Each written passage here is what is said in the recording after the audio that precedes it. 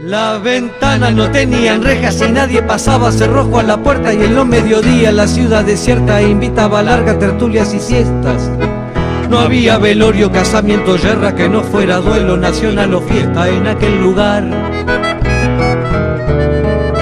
Santa Marta tenía domingos de asados y vino de rueda de amigos, en noches de truco, guitarreada y canto, en tardes de invierno fritando y mateando. La gente tenía más tiempo y podía compartir las cosas simples de la vida. Bienvenido, Luis Alberto, de Perfil. Bueno, un gusto y muchas gracias por invitarme y por reportearme. Un placer. ¿Qué me diría de la situación actual que está pasando el país económicamente? Estaba muy mal, a mi juicio. Los gobernantes, además de administrar, son gobernantes porque prevén cosas. Gobernar no es lo mismo que administrar. Una cosa es administrar bien, que eso está el ministro de Economía, tanto tenemos, tanto gastamos. Pero el estadista, el presidente, el gobernante, tiene que adelantarse a los tiempos, tiene que mirar lejos. Y cuando se mira lejos tiene que prever situaciones en donde no siempre las cosas son con viento a favor y en bajada. ¿Y qué pasó? Pasó que no hubo previsión. Entonces, ahora que hay crisis en el mundo, se nos cayeron algunos mercados, sobre todo en la región, en Argentina y Brasil. China está con problemas. No tenemos un gobernante que haya pensado alternativas a esta caída regional y sobre todo nuestro principal cliente, que es China. Sí. Entonces, al no gobernar bien, repercute en la economía. ¿Y qué termina repercutiendo? Porque a veces mucha gente dirá, y bueno, ¿y eso a mí qué me importa? Yo quiero llegar a fin de mes. Bueno, justamente, no llega a fin de mes porque no se previó la situación, se genera una situación deficitaria en el Estado porque no hay inversiones y por lo tanto aumentan los impuestos. Se llega menos a fin de mes porque sí, hay más impuestos. Y por otro lado, a mi juicio, esta falta de previsión genera el aumento del precio de las cosas que nosotros consumimos. Sí. Entonces, no aumenta el salario, aumentan las cosas porque hay un mal gobernante. Entonces, ahora se toman medidas administrativas, pero lo que falta es un buen gobernante, que ya haya mirado. Y cuando había los momentos en donde las cosas estaban bien, se debería haber hecho un colchoncito, no gastar todo lo que se tenía, como hacemos en nuestra casa, sí, prever una situación porque no siempre estamos en la buena, hay que hacer un ahorrito para que aparezca ahora y que no sufra la gente las consecuencias de un mal gobernante. Entonces la situación está complicada, hay 18.000 empleos menos, producto de que no colocan esas empresas sus productos en la región. Son 18.000 familias que quedan en la calle. Y esta situación es una situación que complica la vida de mucha gente y ojalá no crezca, pero lamentablemente vemos que mes a mes aumenta el desempleo y lamentablemente no va a haber aumentos salariales, una mejora salarial que acompañe al aumento de las cosas que consumimos todos los días. ¿Sí o no al TISA? Yo digo que sí, porque en principio, yo cuando digo sí aceptarnos en la mesa a negociar. Después vemos, siempre hay tiempo para decir que no. O sea, tú me invitas a negociar y yo digo, no, yo no me siento contigo. ¿Cómo no te sientas conmigo? ¿O no me vendes a mí? Sí. ¿No van mis barcos al Uruguay? Sí. Entonces, ¿por qué no te sentás a negociar? No, porque están las multinacionales. Ah, ¿no hay multinacionales en Uruguay? Sí, se instaló Montes del Plata, UPM, bueno, miles. Sí. Coca-Cola, están todas acá. No me interesa que vengan, nos las quieren echar. Entonces me parece que es un argumento absurdo. Sí. Primero nos sentamos y siempre hay tiempo para decir que no si no me sirve. Entonces a esto dicen, no, pero cuidado porque a veces es difícil decir que no. Somos un país libre y soberano, podemos decir que no cuando querramos. Ahora, no sentarnos en la mesa me parece absurdo. Cuando se dijo no al TISA, ¿vos qué pensaste? Porque mucha gente pensó, manda a plenario el Frente Amplio y no el presidente. Sí, porque el presidente, el canciller esos días está diciendo, no, va a haber la decisión del TISA, dijo muy altisonante, el canciller Ninova dijo, esto no lo decide el Parlamento solamente, ni la fuerza política, lo decide el presidente de la República.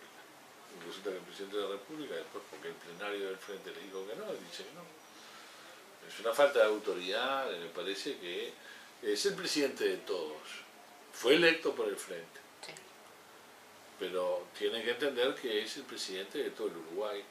Y tiene que tomar en cuenta la opinión del Frente, pero también tomar en cuenta la opinión de la mitad, más de la mitad del país que quería, porque los grupos de Astor y del Partido Socialista, en gran parte, estaban de acuerdo en seguir negociando en el TISA. Bien. ¿Qué diría la situación actual de la educación teniendo en cuenta los hechos sucedidos del Codicen y que ahora en un ratito nomás va a estar yendo una marcha? Sí. Yo creo que los maestros lamentablemente no entienden que estas movilizaciones que reivindican la situación salarial de ellos termina por perjudicar a los estudiantes. Fíjense que apenas hemos pasado 100 días de clase y la promesa del presidente era 200 días de clase en el año. ¿Y qué faltan? Muy pocos días. Sí. Y por lo tanto no se va a cumplir una promesa. ¿Por qué? Porque las clases son que los gurises aprendan. Entonces los paros no son contra el gobierno, son contra los gurises, sobre todo aquellos que no pueden pagar el liceo privado. Porque los gurises que pueden, los padres de los gurises que pueden pagar el liceo privado van, están aprendiendo. Quienes no aprenden por el producto de estas movilizaciones estas exageradas movilizaciones, es que la familia más pobre y las más humildes del país. Yo creo que las movilizaciones las tiene que empezar bien el sindicato. Nadie va a estar negándole la posibilidad de que hagan paro. Sí. Pero tiene que haber un límite, ellos tienen que ponerse un límite a esta situación. Porque si no, va a repercutir, vuelvo a decir, en las familias más pobres, que son los que van a estar menos instruidos y por lo tanto menos preparados para el futuro. ¿La policía se excedió en el Codicen? No. La pregunta, no sé si vos andás en este tema y todo eso. Irma Leites, ¿es la que fomenta los problemas? Sí, es una activista que siempre está en donde hay problemas. Va a donde existe movilización popular y sobre todo a dar manija a los estudiantes. Es muy fácil. Ya manejaron a una generación, están manejando a otra. Manejaron a una generación que muchos de ellos lamentablemente son desaparecidos. Sí. Y ahora están manejando nuevamente a otra generación. Lamentable. ¿Qué diría de la situación actual que está sufriendo el Uruguay en la materia de seguridad? Bueno, no, por encima de que a mí me parece que actuó bien la policía con respecto a las manifestaciones del Codicen, soy muy duro en calificar al ministro del Interior, que lo hago responsable en cuanto a no poder resolver el tema de seguridad que vivimos. El temor es que la gente, como se siente insegura, se empieza a defender sola. Y aquellos que se defienden después terminan presos. No termina preso el delincuente. Sí. Termina preso el que se defendió. Y eso va a generar un enfrentamiento en la sociedad porque tenemos un Estado ausente. Pagamos impuestos para que nos den seguridad y después aquellos que pueden, siempre volvemos a lo mismo, aquellos que pueden tener porteros y pueden tener seguridad privada. Aquellos que no pueden están indefensos. Sí. Se defienden solos. Hace unos años, el ministro de Defensa, el doctor Fernández Bugodro, frente a la pregunta sobre el tema de inseguridad, me parece una irresponsabilidad por parte de él, pero sinceramente dijo, bueno, yo lo que aconsejo es que la gente se compre armas, o sea, que se defienda por sí sola. Sí. Entonces después la justicia los procesa porque hizo justicia por mano propia. Y entonces es el mundo al revés. El que delinque anda suelto. El que trabaja y honesto, bueno, se tiene que defender solo porque el Estado no está para defenderlo. Bien. La otra pregunta que te iba a hacer era si aumentar las penas era una solución. Bueno, no siempre es una solución, pero hay penas que hay que aumentarlas. ¿Cuáles serían? Y bueno, fíjate tú que yo no soy un experto en materia de derecho penal, Sí. pero a mí me parece que una persona que mató a otra, comportándose bien en la cárcel y teniendo medidas al poco tiempo, 3, 4 años, está fuera de la cárcel, me parece una barbaridad. Yo no sé qué puede decir una familia que le han matado el hijo, que mañana ve que el asesino al poco tiempo está en la calle, libre. Entonces, si la gente ve, el asesino ve que no hay penas, no le tiene temor a la cárcel. Y cuando no se le tiene temor a la cárcel, se delinque más. Y bueno, entonces yo sé que la cárcel es un lugar para rehabilitar, pero también es una condena. Es una condena a una persona que se lo saca de la sociedad porque no puede convivir. Y en los países en donde las penas son fuertes, se delinque menos. ¿Los dichos de Amodio Pérez? Es un personaje nefasto. Nosotros vino a tratar de ensuciar nuevamente el partido, llevándolo para atrás, vino a insultar a Wilson Ferreira. No tiene autoridad moral, ni ética, ni como persona, como para poder hablar de líderes que siguen siendo faro para la democracia y la libertad en el país. Amodio Pérez no vale la pena perder el tiempo en él. ¿Estuvo bien procesado? No. ¿Influyó el presidente, No el sé, expresidente espero que Mujica, no. Bonomi? No, creo que puede haber influido la opinión pública en la jueza. Sí. Pero no creo que haya influido. Creo y afirmo, y Sí, así sí. espero, que no haya influencia política en la justicia. ¿La salud pública del Uruguay cómo está? Bueno, yo hice una interpelación al ministro porque era un desastre hace poco tiempo. Y terminaron todos presos.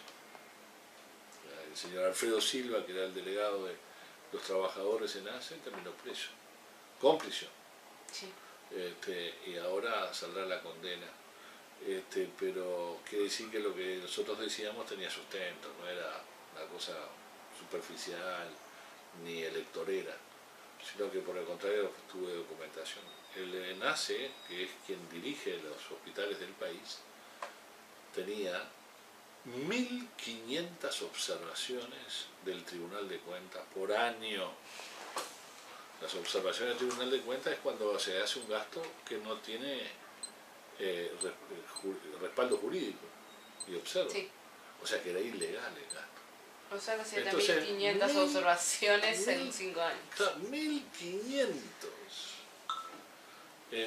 Yo le pregunté un día a Abreu, que fue ministro de Relaciones Exteriores y ministro de Industria, y le pregunté a Chirucci, que fue el ministro de Vivienda, a ver cuántas observaciones tuvieron del Tribunal de Cuentas en 5 años. Uno me dijo que ninguna, Chirucci, y Sergio Aguilar me dijo que una, al fin del periodo, porque hizo un gasto que no lo habilitaba el Tribunal de Cuentas. Una. Y esta gente de salud pública hace 1.500 observaciones en un año y no hace nada.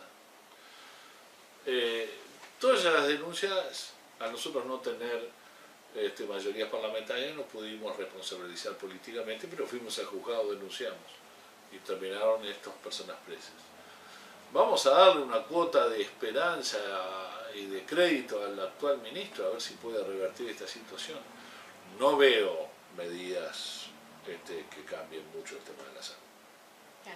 Bien. Vamos a hacer un ping-pong, si te parece. Dale, si podemos. ¿Mujica o Vázquez? Ninguno de los dos, pero depende de qué. Me dejas hacerte una explicación porque Sí, no obvio. es fácil. Para el diálogo político nosotros dialogamos mejor con Mujica, como presidente mejor Vázquez. O sea, para gobernar Vázquez. y para dialogar Mujica. Sí, porque les dio los cargos a los entes públicos. Sí. No, y además porque tiene un diálogo, dialogaba bien con los intendentes. ¿Lucía Topolaki o Constanza Moreira? Constanza Moreira. ¿Por qué? Me parece una mujer que, si bien no opina igual que yo, estamos enfrentados, me parece que es nueva en esta actividad y a veces viene con ideas que son interesantes de analizar. ¿Daniel Martínez o Daisy Tourné? Daniel Martínez. ¿Por qué? Y porque Daniel Martínez me parece que tiene el crédito, no me gusta ninguno de los dos. Sí, oye. Pero ya que tengo que optar por uno, no voy a rehuir la opción. Daniel Martínez me parece que tiene el crédito de que supo esperar su tiempo, que no le habían dado la chance para ser ministro, intendente, digo. Y bueno, tiene una chance por ahora, tiene crédito. Bien. Vamos a dejar por ahí el ping-pong. Y la última pregunta ahora... Podrías preguntar a otros personajes, igual me divierte. Sí, no, pero vamos a dejarlo ahí que descansen un poquito. Dale. Una de las últimas preguntas. A fin de año viene Vázquez a hablar con vos, presidente del Partido Nacional y senador. Sí. Te dice, tengo 3 ministerios, que son Educación, Interior y Salud Pública. ¿Cuál agarraría el Partido Nacional? Bueno, pero el Partido Nacional agarraría ministerios si estamos de acuerdo en lo que hay que hacer. Sí. No es agarrar un ministerio para arreglar a uno. Sí. O para estar presentes en el Estado. Y ahí es cuando nosotros tenemos más diferencias con Vázquez y con el Frente Amplio. Ahora, tú me dijiste 3 ministerios: sí. Educación, Interior, Salud Pública. O Salud Pública. Bueno, en los 3 tenemos buenas propuestas. Creo que más interesante es el de Educación, porque es un trabajo a largo plazo. Sí. No es a corto plazo. El ministro del Interior es un ministro muy cercano al presidente, es el representante político casi del presidente. Entonces tiene que tener mucha conexión con el presidente. De ninguna manera ganaríamos un Ministerio de Interior. Sí. Y el Ministerio de Salud Pública, el ministro de Salud Pública no tiene el poder, porque quien ejerce el poder hace, sí, mucho más que el ministro. Entonces si tú me preguntas dentro de los 3 ministerios, quizás el más atractivo, sabiendo que te metes en una olla de grillos, es el de Educación. Sí. Por supuesto, sabiendo que vamos a ir hasta el hueso, vamos a tratar de resolver, no andar simplemente para cumplir. Nosotros estamos muy lejos de ese escenario. El presidente no nos puso ni siquiera con un delegado en el Codicen. O sea que ni siquiera tenemos ojos. La mitad del país no ve lo que pasa en la educación. Muchas gracias. A ti. Un placer. Las ventanas no tenían rejas y nadie pasaba cerrojo a la puerta, y en los mediodías la ciudad desierta invitaba a largas tertulias y siestas. No había velorio, casamiento, guerra que no fuera duelo nacional o fiesta en aquel lugar. Santa Marta tenía domingos de asados y vino de rueda de amigos, en noches de truco, guitarreada y canto, en tardes de invierno fritando y mateando. La gente tenía más tiempo y podía compartir las cosas simples de la vida de aquella ciudad.